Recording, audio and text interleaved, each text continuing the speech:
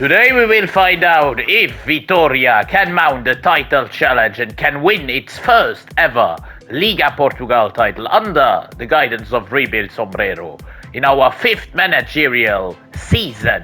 Of course, first off we started at Galway United, where we got them up the league table to second place, even to first place, then left for Vitória, got offered the job.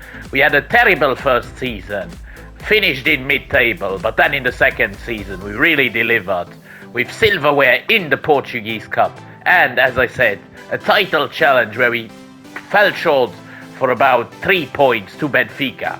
We will also be in the Champions League for the first time ever as a manager. That is going to be a competition we need to cherish and grow into. We have a wonderful squad here, starting with Pereira Cardoso in net, who saved us in penalty shootout last season against Sporting. Michel at left back, a great 19-year-old. Galarza, we just bought him this season. He's 26, maybe the missing piece to the puzzle, along with Captain Handel. Musakitis, a wonderful talent at CM. And Diomande up top, 21-79, with Redes, best goal scorer last season, and Lush on the left side.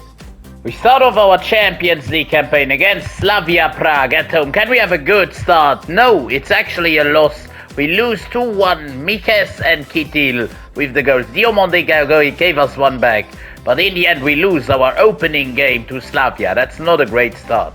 Still we are though bossing Sporting as in the league encounter. Once again, second against first. They are first in the league, but we take the lead in the direct encounter through Diomande. A phenomenal assist to make it 2-0 to Vitória. Once again Diomande. But just have a look at how this assist was created, this goal was created. This great pass into Diomande's feet. A very, very strong, precise pass and a great finish. After this challenge by Osuji, we have conceded a penalty in the 41st minute. Nel is going to take it and scores, gives Sporting one back. It was quite simply the Diomande show as he scored yet another goal, yet another brilliant finish. Run past the goal, past the defense, and a shot past the keeper. Lush, our Turkish left winger, even found a fourth goal about 10 minutes before the end of the 90 minutes into the bottom corner. 4-1, absolutely demolishing Sporting yet again. After that crushing win, we were back in first on 15 points. Same than Sporting, but of course better goal difference and better head-to-heads. For now though, what is more important though for now is the Champions League, as we are facing Molde in our second outing. Once again at home. Can we get our first win? No, it's a draw though this time. Breivik in the 89th minute denied us a win, which meant that the third game against Marseille would already become very important. Once again at home, quite surprising, but we have to get something here. We did though get grilled by Marseille by Anthony the GOAT in the 35th minute. After this play went into the back of our net, no chance for Pereira Cardoso against the GOAT. Notando, as in the 71st minute, our top striker got an equalizer against the French giants of Marseille. What a goal it was on the counter yet again. Our strongest actual gameplay is on the counter. Once again the GOAT Anthony scores a goal, celebrates with aura, and all of Marseille's players are absolutely livid on this pitch. Look at the goal. A bit of a missed clearance by ourselves, and then the ball falls to Anthony, who of course never misses. That is unfortunately how it ended. We fought well, but in the end we fall short. We picked up a point in our next encounter in the Champions League, away to Real Sociedad. We were actually ahead for about 50 minutes, sitting in 31st in the Champions League table after 4 games. Our next trip wouldn't be any easier, away to Dortmund. Against all expectations, we actually took the lead within 20 minutes. Diomande was played in and he didn't make no mistake, passing the ball past Kobel in Dortmund's net.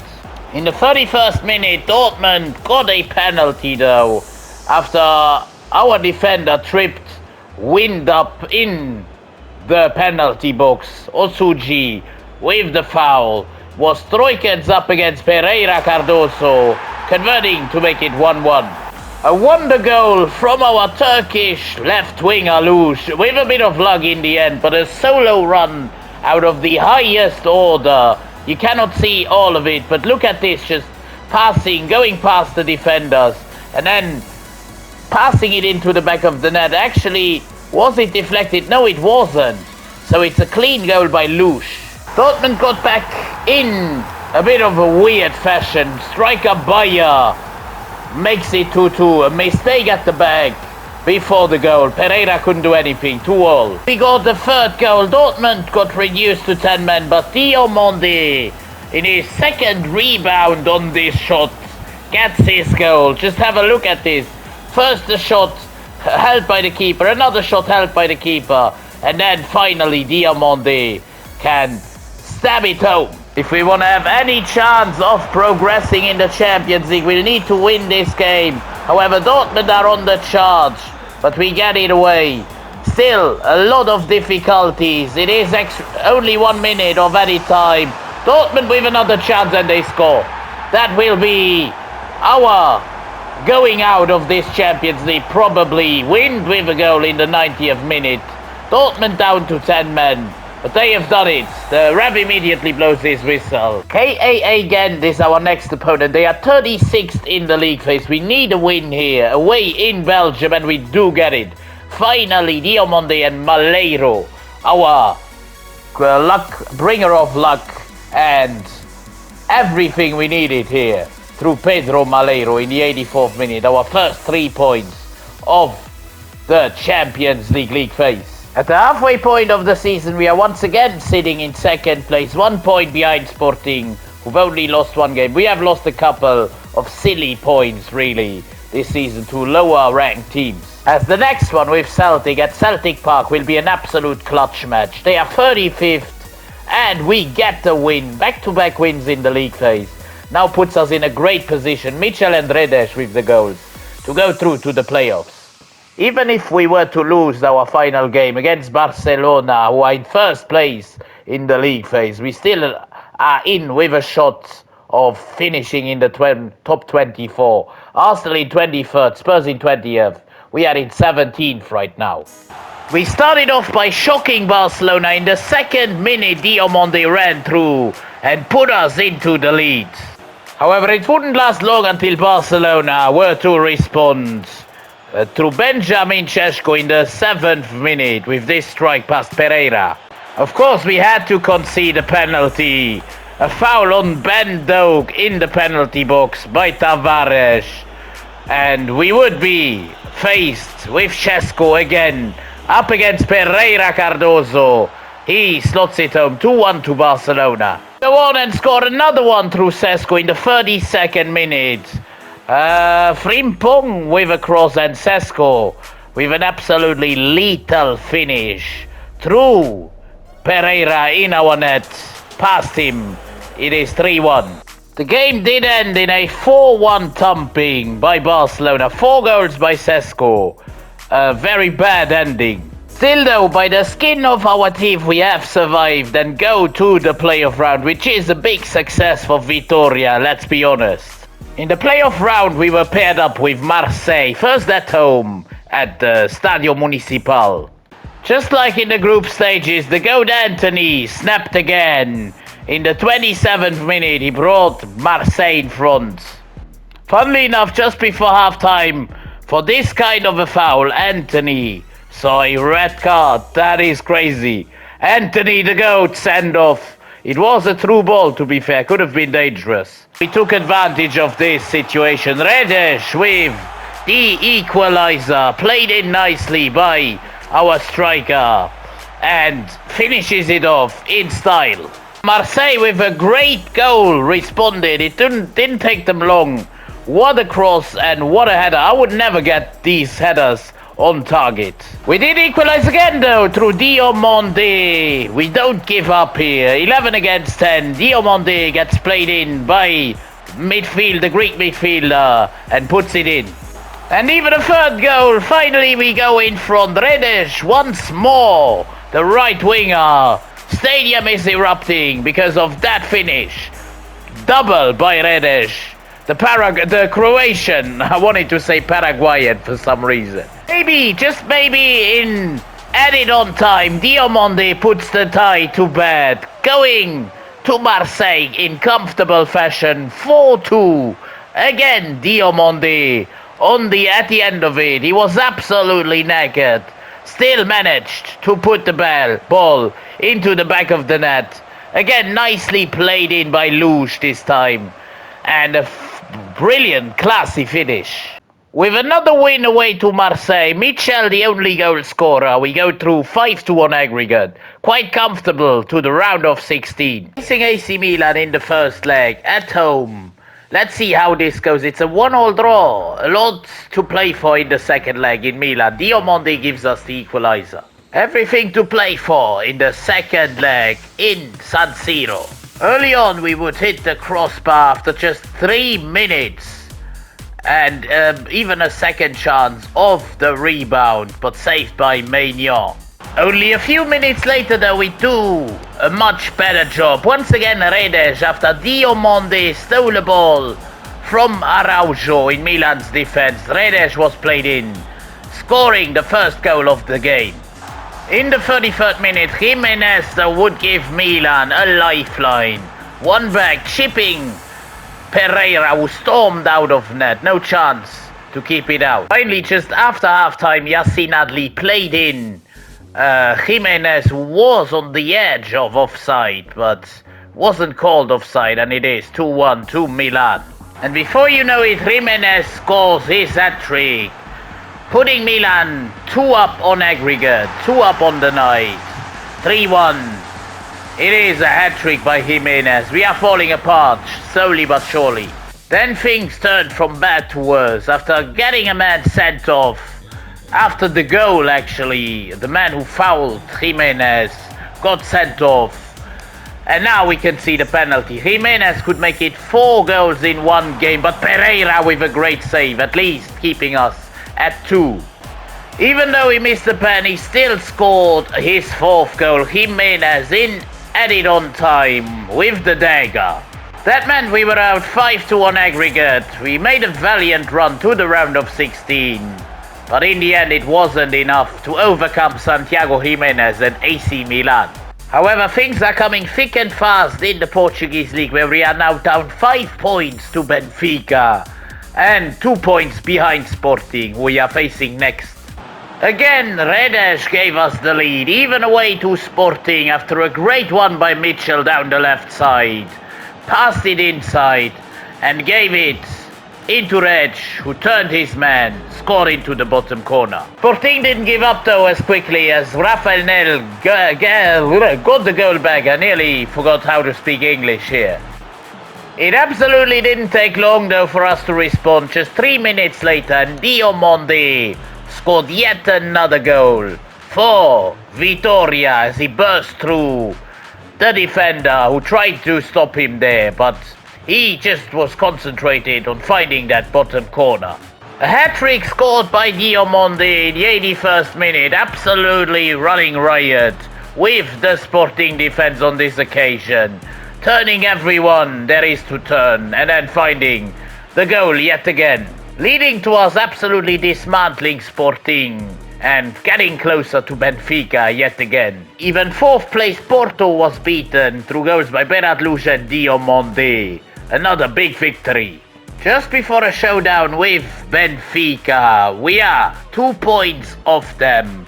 Same games played. If we are going to beat them, then we will take first place. It didn't take us long to find a lead against Benfica. Once again, our talisman on the wing with the lead. Valero into the middle to the Croatian right winger, giving us the lead. Rodney Redes in the 8th minute. It didn't take Benfica long to answer either, as a mistake at the back was punished by Pavlidis, who put it past Pereira. Diomande once again found the net in the 37th minute A rapid fire counter-attack, finished off by our striker. In the end, we do get the win against Benfica 2-1. A very important 3 points in the title race. Ahead of the final match day against Braga at home, we are 2 points clear of Benfica, 3 points clear of Sporting, formally in the driver's seat. After just 4 minutes, we take the lead through Redes. That is a big start. After a deflected pass by a Braga player, found its way somehow to Redes, who puts us right into the lead at the start of the game. Braga did find an equalizer just before half-time though. El Wazazi finds his way past Pereira. Though just after half-time, Diomande once again came in clutch to give us the lead again. Handel, great passing play on show here as our number 7 once again plays it into Diomande, who finishes it off. And that is it. Even though we had a red card in the last 10 minutes, Vitória are the champions of Portugal. Nobody can really believe it, but here it is. The celebrations are real. First championship for Vitória. I don't know if they've ever won one, I don't think so. But here it is. Campeões, Vitória Guimarães. Our first big league title onto our CV. The Portuguese league title with the outsiders, the underdogs, that are Vitória. We even make it a domestic double, defeating Benfica through a goal by Handel and another one by Berat Luz, against one by Köksü in the Portuguese Cup final. Back-to-back Portuguese Cup trophies. As well, 3 trophies in Portugal. Not too bad. At the end of a fantastic season, Diomande has got 51 goals in 54 appearances. That's unreal. Luz with 26 as well. And even 17 for Rodney Redes.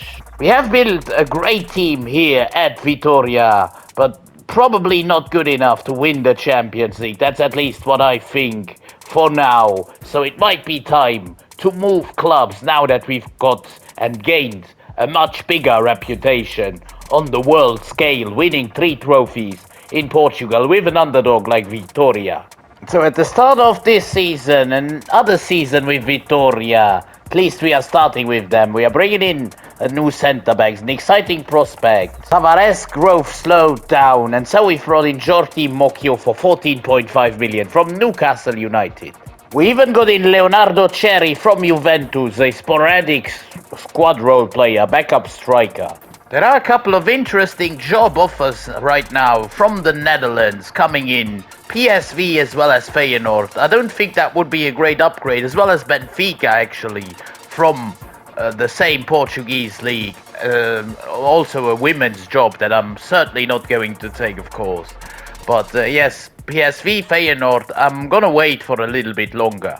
Whilst all those talks are going on, the job offers flowing in, we have actually done a good job after 2 games in the league phase. We are in 8th place, and all the teams above us have played their second game. So if we win the next game, we will be top of the Champions League phase.